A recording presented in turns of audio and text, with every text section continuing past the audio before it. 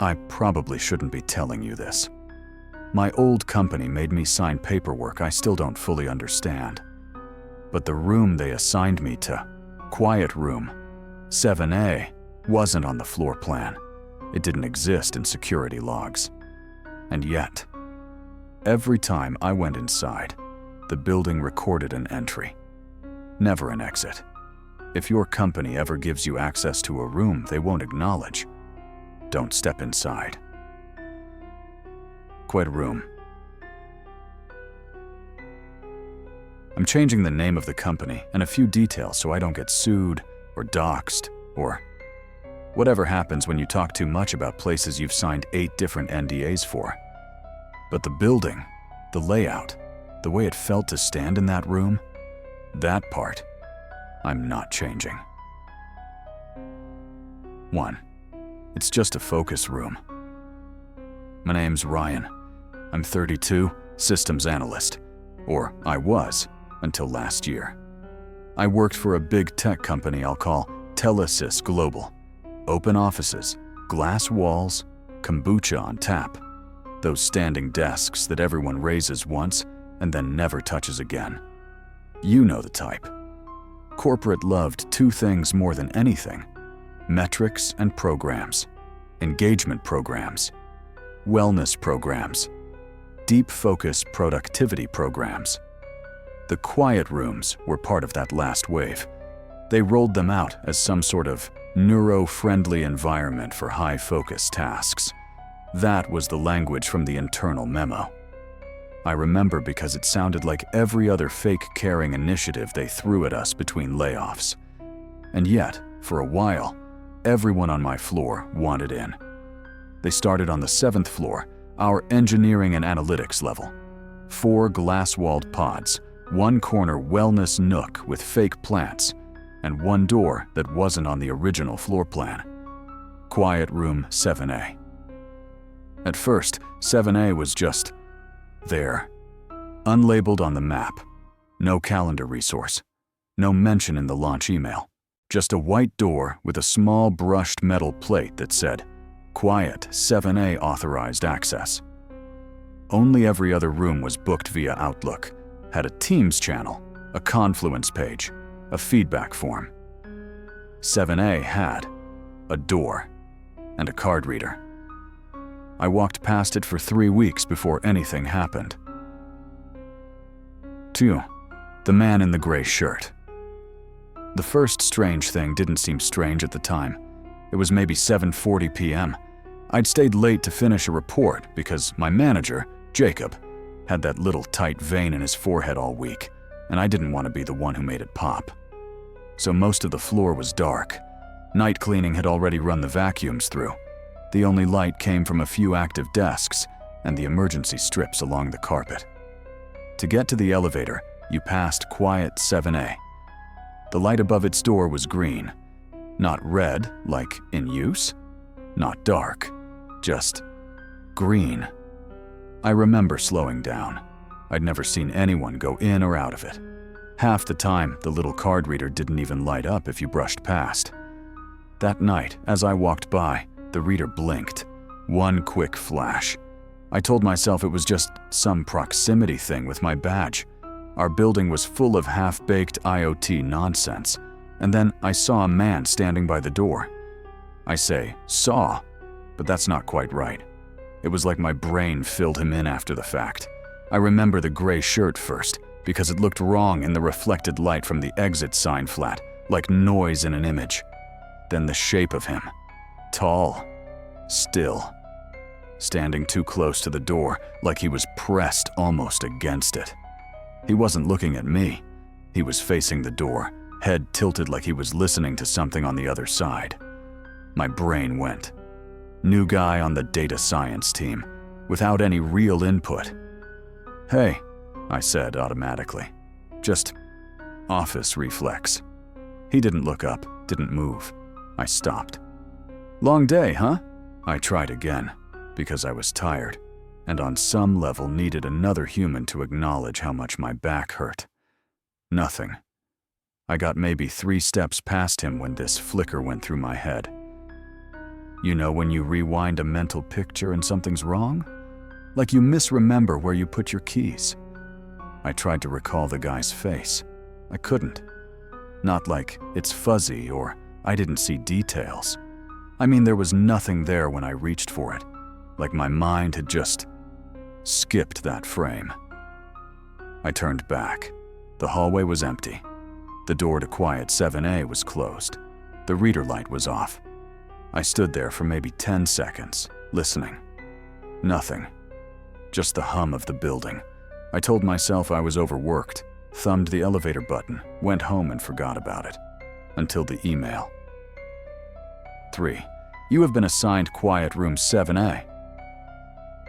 It was a Wednesday morning, 2 weeks later, when the first email landed in my inbox.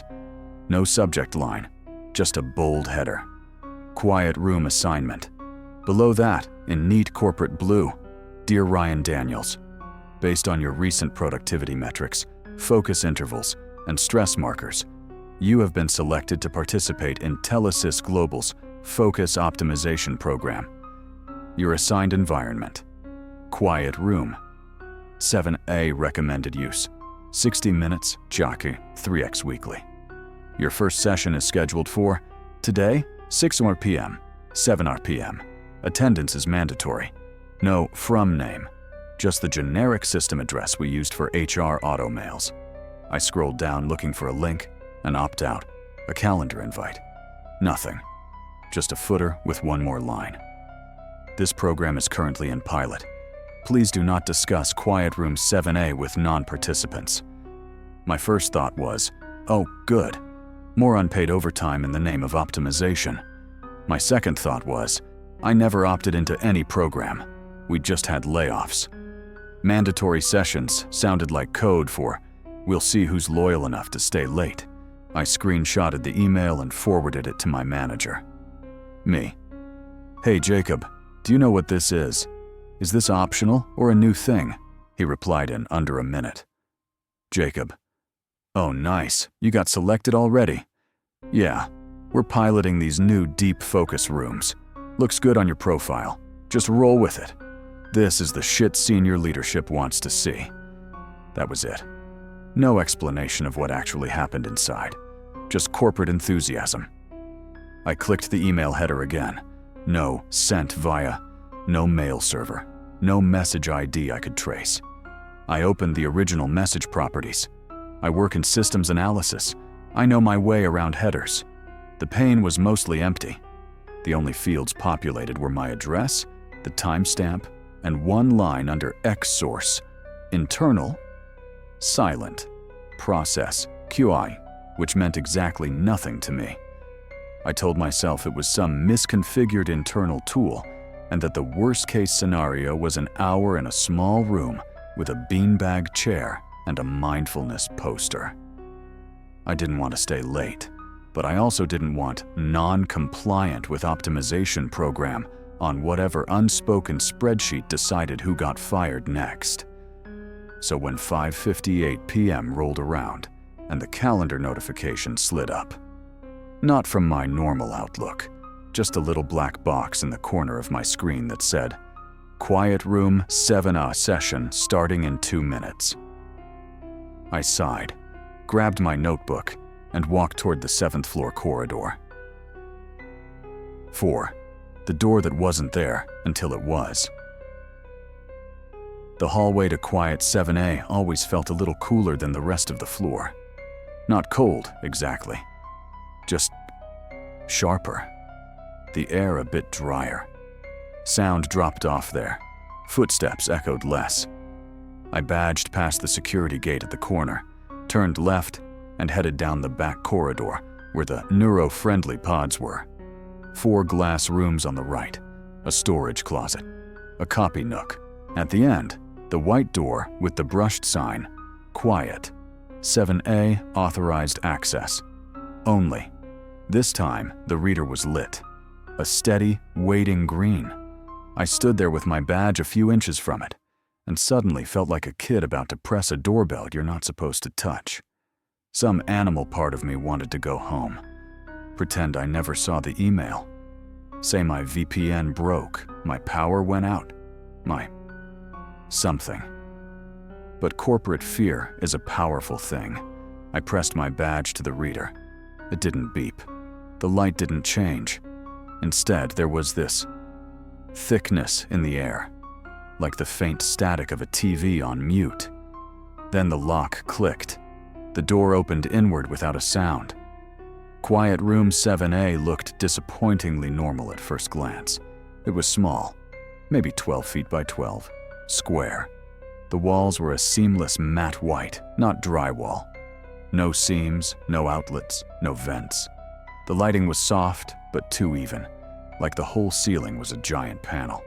No fixtures, no bulbs, no table, no chairs, no desk, just nothing. Floor, walls, ceiling, all the same slightly off-white texture. It felt like stepping into the inside of a silence. The door eased shut behind me with a cushioned whisper. I stood in the center of the room, notebook in hand, suddenly very aware of my own breathing. At first, I thought they'd fucked up and given me an empty shell, like I'd walk back to my manager and say, "Hey, the room is literally just a room," and he'd look confused and realize someone had missed a step. But the air in there, you know those sensory deprivation tank videos, where people describe hearing their own heartbeat? It wasn't that. This was worse. This was like the room had swallowed every external sound and left me alone with the internal ones. The hiss of air in my throat, my pulse in my ears, and something else. At first, I thought it was an echo. I breathed in through my nose, heard the soft rush of it. Then, just a hairbeat later, a second inhale, softer, like a quieter version of my own breath. A half step off. I held my breath. For a second, there was nothing. Just the rectangle of the door behind me, the blank walls. Then, right on the edge of perception, like when you think you hear someone in the next room, a faint sound. Inhale. I spun around so fast I nearly lost my balance. Nothing behind me. Empty white. No vents. No speakers. No hidden alcoves. "You're being weird," I told myself finally. I even said it out loud just to break the pattern. The room didn't answer. Obviously. There was no chair, so I sat on the floor, crossed my legs, opened my notebook, and tried to do what the email suggested. Focus. Optimize. At some point, my watch buzzed softly. I glanced down. 7:01 p.m. I frowned. I was sure I'd only been in there 10, maybe 15 minutes. 61 minutes had gone by. The room hadn't changed. The light was the same. My notebook page was still mostly blank. I had to scribble some half-hearted bullet points, but nothing I didn't remember writing. I stood, my knees stiff, and put my hand on the door. It opened at once. No hiss, no click. It just opened. The hallway outside looked exactly as it had before. Same exit sign, same gray carpet, same cleaning cart parked at the far end. For a second, I glanced back into the room. Something about the angle was wrong. From the threshold, the far wall looked closer. Like the room had been square from inside, but from here it seemed slightly shallower. I blinked, stepped back in, then back out, trying to measure. It was like when you look at one of those optical illusions and your brain flips the perspective back and forth. I shook it off, shut the door, and told myself an hour in a quiet room could easily feel like 10 minutes if I'd zoned out.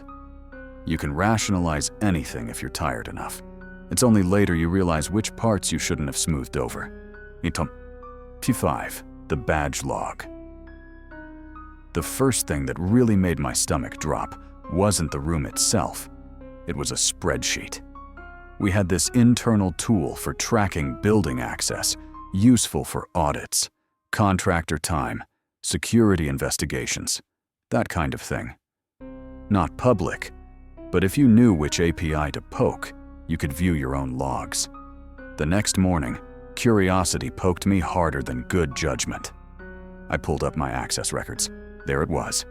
1901, elevator, floor 7, floor G, 18 NOS, quiet room. 7A, entry, 17 Neufitbad, security gate, floor 7.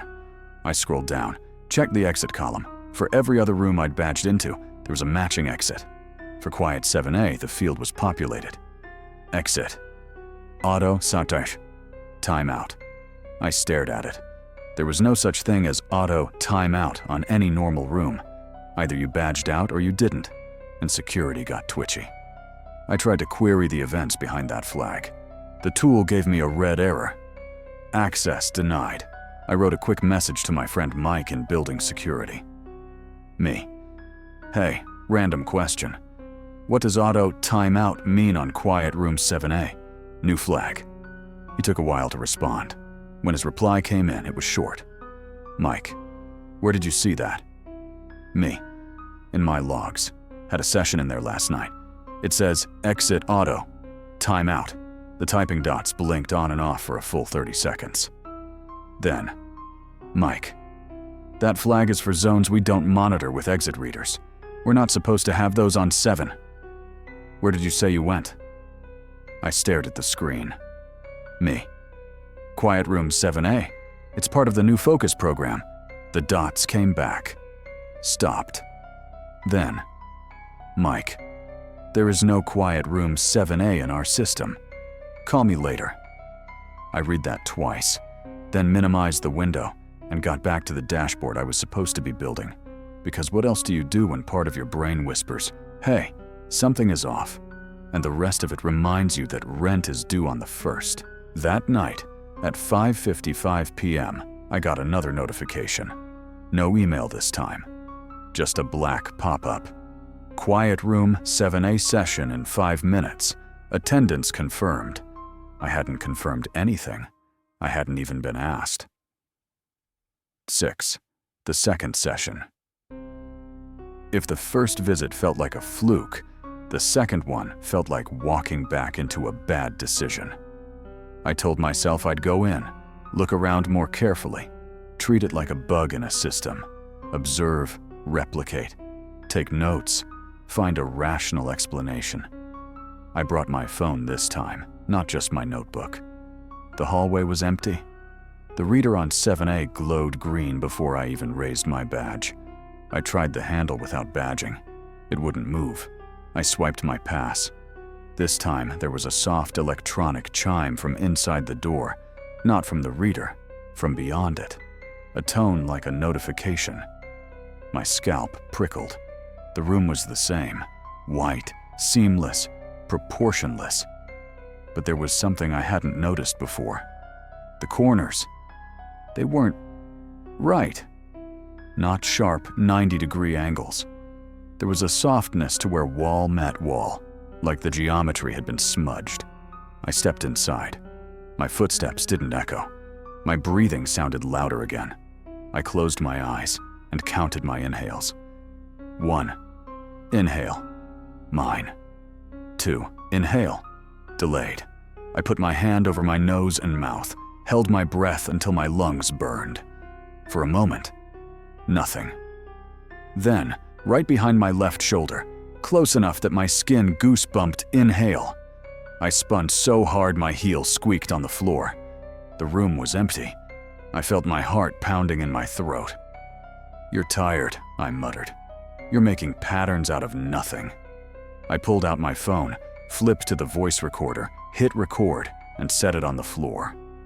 I sat down cross-legged again, stared at the opposite wall, and just waited. I don't know how long I waited. It felt like minutes. It felt like an hour. In that room, time didn't slide the way it did outside. It just hovered. When my watch buzzed, I checked. 7:02 p.m., 62 minutes. I stopped the recording, stood, grabbed my phone, and a flash of cold went through me. The battery indicator was at 92%, same as when I'd walked in. The clock read 0:01 p.m. I blinked, opened another app, checked the time again. 6:01 p.m. I stepped out into the hallway. The light from the exit sign seemed harsher than before. I walked back past the pods, my heart picking up for no rational reason. I checked the wall clock by the elevators. 6:01 p.m. My watch said Concerno 2. My phone said Otono 1. When I got home that night and synced the audio file to my laptop, it was 61 minutes long. At the 23-minute mark, there was a faint sound. Inhale. Mine. At 23.5 seconds, another. Softer. Right behind the mic. 7. HR says it doesn't exist. The first person I tried to talk to about Quiet Room 7A, besides Jacob and Mike, was HR. That alone should tell you how not okay I felt. I scheduled a quick drop-in with our HR partner, Amanda, under the pretense of clarifying a new program. We sat in one of the glass meeting rooms. She had her laptop, her polite professional smile, her Telesys mug. "How are you doing, Ryan?" she asked, like they always do, with that little tilt of the head. "Fine," I lied. "Quick question about the focus optimization thing, the quiet rooms." "Oh, yes," her smile brightened. "We're very excited about those. You were selected, right? I saw your name on a list." "Yeah." I hesitated. "I've been assigned to Quiet Room 7A, on 7. Her fingers paused over the keyboard. "We have quiet pods on 7, she said. "The glass ones, and a wellness space." "And 7A, I said. "Down the back corridor. White door, authorized access only." She frowned slightly, the way people do when you mispronounce a word. "There isn't a Quiet Room 7A, she said finally. "The rooms are numbered 701 through 706. I pulled out my phone, opened my badge app, brought up the access history. "Look," I said, turning the screen. "It's in the logs. 2 sessions this week. Exit field is weird, but..." She glanced at the list. Her expression didn't change, but her hand moved. Her thumb tapped her trackpad twice, like she was dismissing something. "Sometimes the internal names don't match the signage," she said. "I wouldn't worry about it." "Amanda," I heard the sharpness in my own voice. "I'm not talking about a nickname. I've been inside it. It's not like the others." She smiled again, but it was strained around the eyes. "We appreciate your participation in the pilot," she said, defaulting into script. "If you're experiencing discomfort, there's a feedback form in the program portal." I can't access the portal. I kept my gaze on her. "There's no link in the email. The email doesn't have a header. The room doesn't show up on the floor plan. Security says it doesn't exist." The slightest beat. Then she closed her laptop. "Ryan," she said softly, "off the record, I would strongly recommend not discussing the specifics of any experimental programs with other departments, especially security." "What does that mean?" She exhaled. "It means if you have concerns, you bring them to HR or your manager, not to people whose job is to file incident reports." There it was. Not an answer. A warning. I left that meeting more unsettled than when I'd gone in. 8. The footage. Mike called me that night from his personal phone. "Do not talk about that room on Slack," he said. "No hello. Text, email, internal chat, nothing. If you want to be stupid off the network." "Good to hear you too," I said. "What did you find?" "I shouldn't even be looking at this," he muttered. I could hear keyboard clicks on his end. "But you're on my fantasy league and I don't want to have to replace you mid-season." Comforting. "Okay. So, last night, 1800 hours. Your badge hits the reader for a zone labeled Focus 7A. That's already weird. We don't have a zone with that ID in facilities. But the building controller knows about it." He paused. "You still with me?" "Yeah." 1801. "There's a camera hid in the corridor. That's normal. It's one of ours." 701. I scrubbed to that time. He hesitated. I see you. What am I doing? Walking toward the end of the hall, toward the wall. The wall? There's no door on the feed, he said. Just solid drywall. You walk up to it. You stop. You're holding your notebook. And then, he trailed off. And then what? My mouth had gone dry. And then, frame by frame, you're just gone. Papers rustled on his side. One frame, you're there. Next frame, you're not. No jump, no door, no nothing. A cold pressure wrapped around my ribs. What about me coming out? I asked. Hang on. More clicking. At 1901, your badge exits. Focus 7A. Auto jars timeout. No reader hit. No camera motion. So, according to the building, I entered a room that doesn't exist, stayed an hour, and left without touching a door, I said. Great.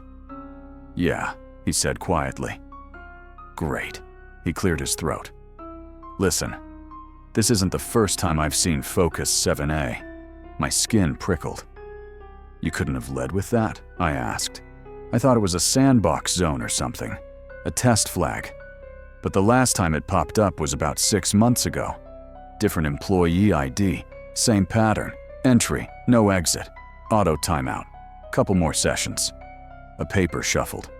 Then HR ticket, access revoked, status changed to voluntary resignation. Who was it? I asked. Can't tell you that. Mike. Ryan, I'm serious. I like my job. I sat there with the phone to my ear, imagining some other guy 6 months ago walking down that same corridor, badge in hand. What about cameras inside? I asked. If it's a room, there have to be eyes on it. Liability, compliance, all that. He was quiet for a moment. There's a camera assigned to that zone, he said finally. But when I pull it up, it's just gray. Not offline, not error, just static. Like an input with no image. We didn't talk much after that. I didn't sleep much either. Nocturne 9. Productivity spike. The strangest part in those first weeks wasn't the room or the breathing or the disappearing act on camera. It was the way my numbers changed. I didn't feel any sharper. If anything, I felt drained, like I'd been on a long-haul flight. But my output metrics, the ones our team dashboards tracked, started to spike. Turnaround time on reports, down 27%. Error rate, down 15%. Average focus interval, how long my keyboard mouse stayed active without break. Up. Jacob stopped by my desk 3 days after my second session, clapped me on the shoulder hard enough to make my monitor wobble. Whatever you're doing in that room, he said, keep doing it. Leadership loves your numbers. I don't feel different, I said. Honestly, I feel worse. That's the grind, man. He grinned. Growth hurts. We'd been friends before he got promoted. Now, every time he said man, it sounded focus grouped. You ever been in there? I asked casually. Quiet 7A? His hand lingered a second too long on my shoulder. They don't assign managers, he said, all lightness gone. We're evaluated on different metrics. Why? He straightened up. Because that's what they told us, he said. Look, just don't mess up a good thing, okay? There are a lot of people who'd kill for these results right now. His smile didn't reach his eyes. 10. Third session. The pattern in the corner. By my third session, I'd convinced myself of 2 things. 1, I needed to keep going in, or the company would decide I was a bad fit. 2, I needed to gather more evidence, or I'd eventually convince myself I'd imagined all of it. I set a silent countdown timer on my watch before I badged in. 60 minutes. If I walked back out and the hallway clock didn't match, that was data. The door opened on the first try. The air had that same heavy hush, like it swallowed the sound from the corridor as soon as I stepped inside. This time, I didn't go to the center. I stayed by the door and slowly turned, scanning the walls, From this angle, the far left corner looked wrong. I walked toward it, keeping my steps even, counting. 1, 2, 3, 4, 5, 6, 7, 8, 9. The floor felt normal under my shoes. Smooth, solid. The closer I got, the more the corner seemed to flatten, like it was both closer and farther than it should be. My eyes didn't quite want to focus on it. I stopped an arm's length away. The wall looked solid. The matte surface had no visible seams. I raised my hand and reached out. The temperature dropped a few degrees as my fingers neared the surface. Not cold exactly, but empty. Like putting your hand near a screen that's drawing a lot of power. A faint buzz under the skin. I made contact. The wall was smooth, featureless. I don't know how to explain what happened next without sounding insane. I took a breath. The sound of it bounced in my head. I heard another. But this time, it didn't come half a second after mine. It came at the same time. Same depth. Same speed. Like someone was inhaling in perfect sync with me, right behind the wall. I froze. Held the breath. So did the sound. My throat started to burn. My chest ached. I let the air out in a slow, controlled exhale. So did the room. I jerked my hand back so fast my palms scraped. The skin tingled, pins and needles hot. Behind me, my watch buzzed against my wrist. I looked. 0 bore. Timer complete. My stomach flipped. I hit the reset. 60 minutes. The display blinked and started over. I walked back to the door, put my hand on the handle. It didn't move. I pressed harder. Nothing. It wasn't locked exactly. There was no give at all, as if it was part of the wall. Come on, I muttered. Come on, come on. My heart hammered so loud I could hear it in my ears. I lifted my hand, hit the door near the handle with the base of my fist. The sound was wrong, too soft.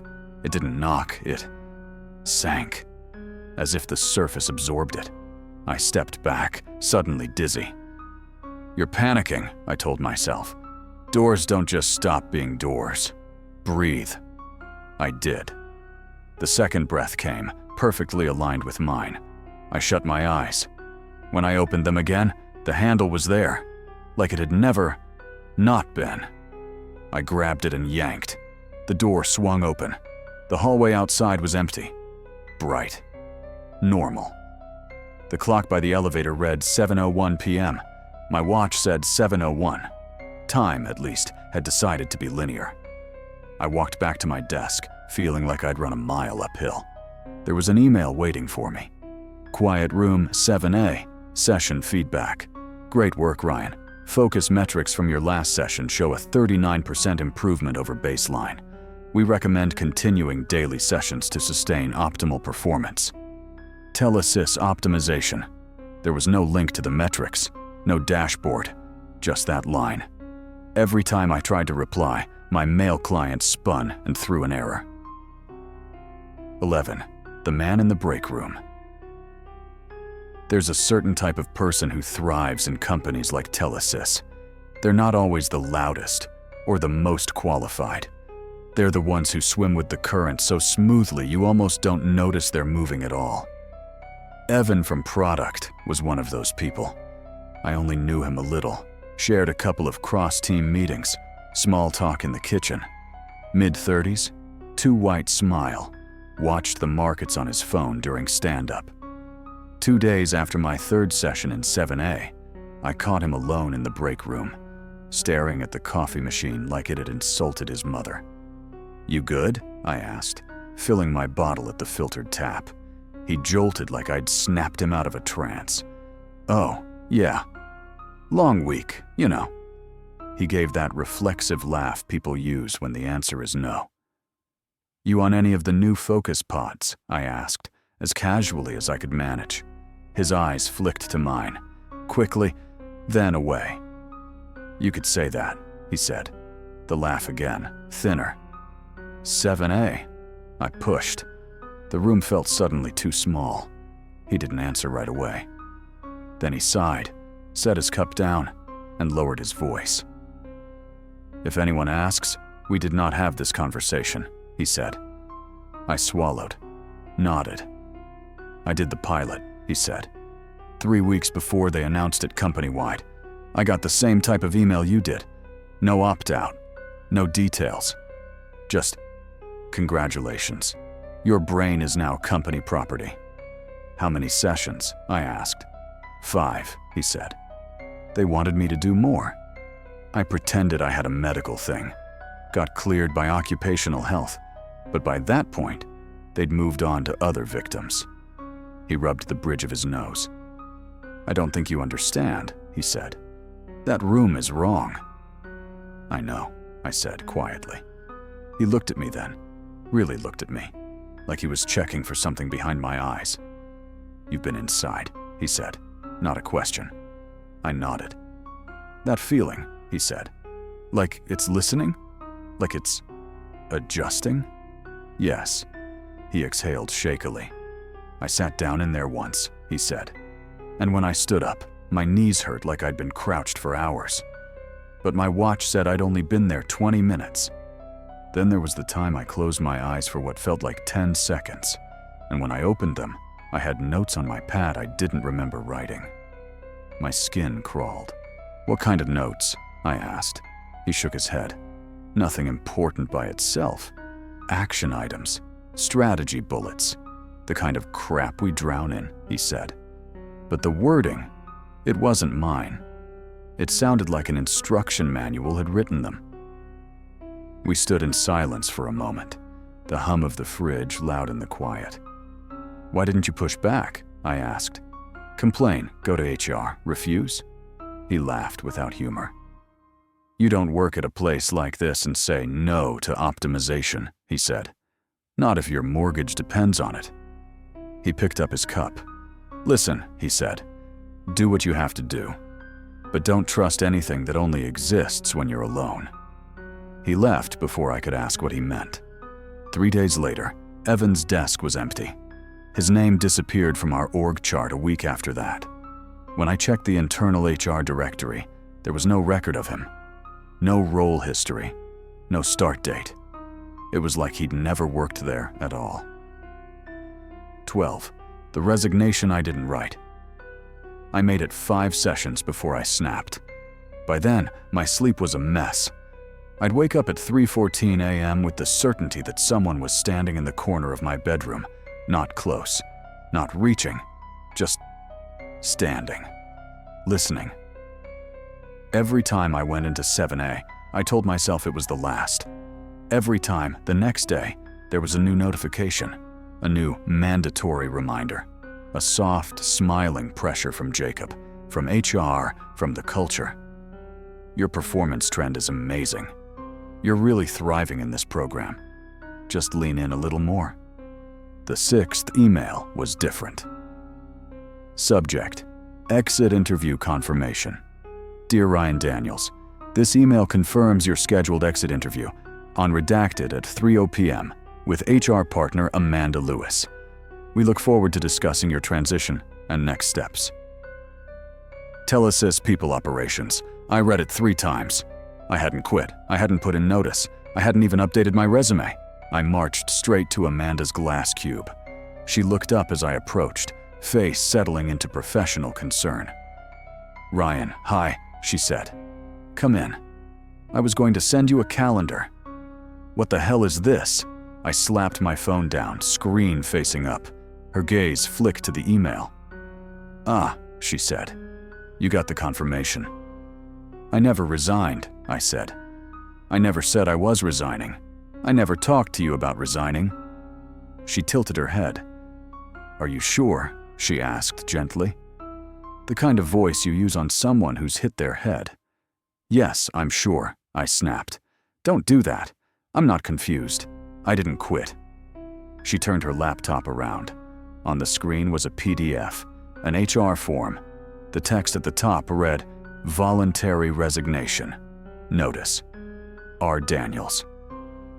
The signature at the bottom was mine, or it looked like mine. The loop on the R was a little too neat. The D leaned a little too far right. I felt something icy slide down my spine. I didn't sign that, I said. She clicked another tab. An internal ticket, time-stamped 2 days earlier. Initiator, R. Daniels. Type, voluntary termination. Reason, pursuing other opportunities. Effective, 2 weeks from date. Sometimes people have mixed feelings after they make a big decision, she said. It's normal to second guess, but we do have a record of your request. I was in a quiet room session 2 days ago at that time, I said. Check the logs. I couldn't have submitted anything. I didn't have my laptop. She looked at me for a long moment, then smiled with her lips and not her eyes. I'm afraid the decision's already in motion, she said. But we can talk about positioning this transition in a way that helps you. I'm not transitioning, I said. I'm being erased. Ryan, she said softly, we value the work you've done, but clinging to a role after you've chosen to leave doesn't help anyone. Not you, not the team. I felt like I was watching someone talk in a foreign language that only used familiar sounds. I didn't quit, I said again. Then how do you explain this? She asked, tapping the screen. I wished I could say I flipped the desk, or ripped the laptop out of her hands, or stormed into Jacob's office and forced him to pull the logs on a screen big enough that reality had to answer. What I did was stand up, feel my knees shake, and leave. My email access cut off at midnight. My badge still worked for one more day, just enough time for one more session.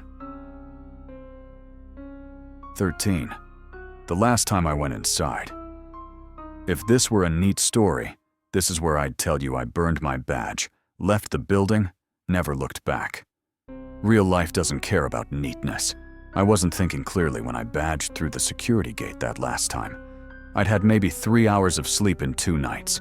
My brain felt like cotton. My hands felt like they belonged to someone else. Quiet room 7A's reader glowed green before I turned the corner. The door was already cracked open. I didn't question why.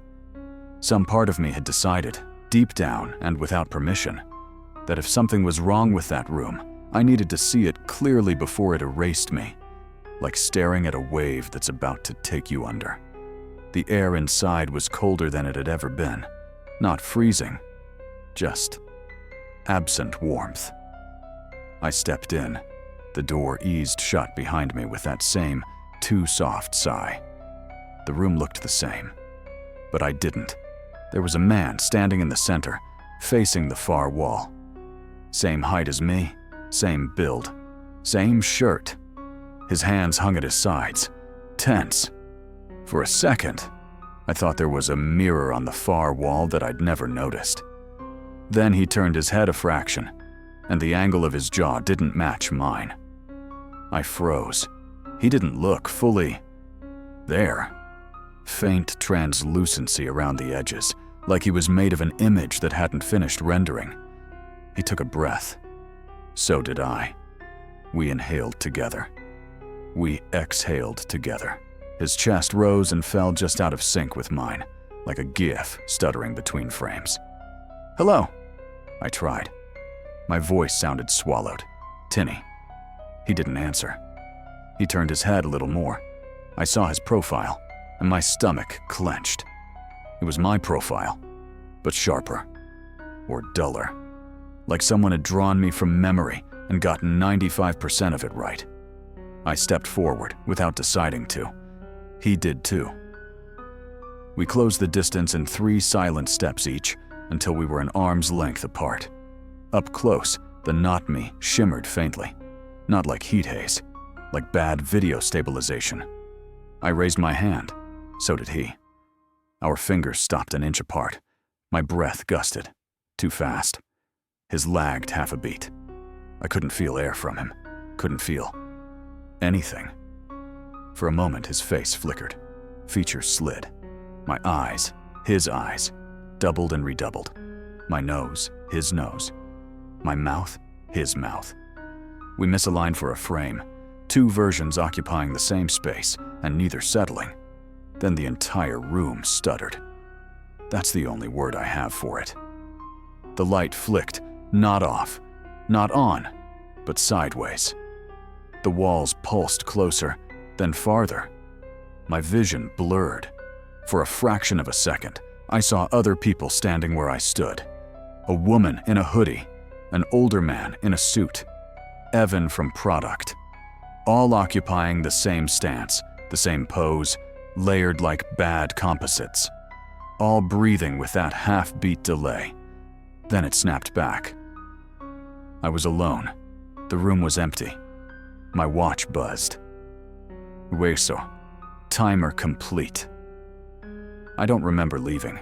I must have, because the next thing I recall clearly is standing in the lobby, the glass doors reflecting my pale face back at me.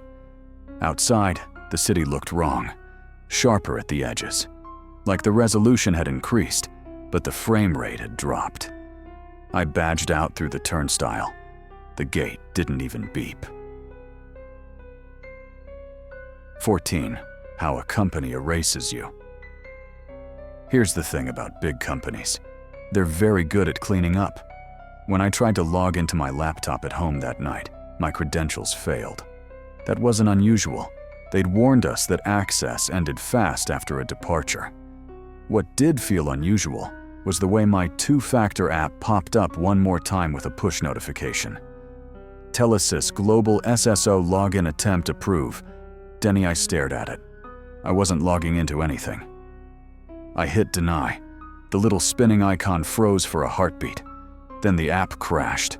I reopened it. The Telesys account was gone. The next morning, I got a call from an unknown local number. I let it go to voicemail. "Hi, Ryan. This is Amanda from Telesys," her voice said, bright and smooth. "Just a quick reminder that your exit interview is today, at 3 p.m. over Zoom. The link is in the email we sent you. If you can't find it, no worries. We'll follow up. Looking forward to talking through your transition." I deleted the message. The email never came. 2 days later, my final paycheck hit my account. Severance, 3 months worth, more generous than they had to be. There was a generic "thanks for your contributions" letter in my personal email. No mention of the optimization program. No mention of 7A. When I checked LinkedIn, my role at Telesys was already marked ended. The end date wasn't the day they cut my access. It was the day of my first quiet 7A session. Like everything else after that had been extra. A grace period. I texted Mike. "Me. You still see me in the system?" No response. I tried again a day later. Nothing. When I typed his name into LinkedIn, his profile redirected to an error. I drove past the building a week later. You could see part of the 7th floor from the street if you craned your neck right. Most of the windows were dark. One section 5 windows wide, third from the left, was lit in a perfect rectangle. Too bright for an unused room. I stood on the sidewalk until my neck hurt, watching, waiting for movement. At first, there was nothing. Then, in the second window from the right, a shape appeared. It was like the silhouette of a man. But again, that wrong stillness. Too straight. Too plumb. Like a line drawn with a ruler. His head turned. I couldn't see a face at that distance, just the notion of one. For a second, I had the stupid thought that he was looking directly at me. Then, the light in that section of windows went off all at once. The rest of the floor stayed dark. I got in my car and drove away. 15. What's left?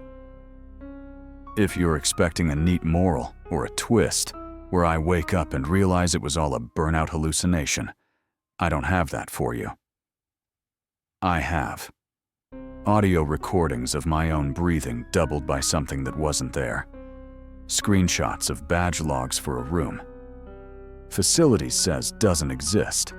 The cached text of an email assigning me to a program no one will admit is real.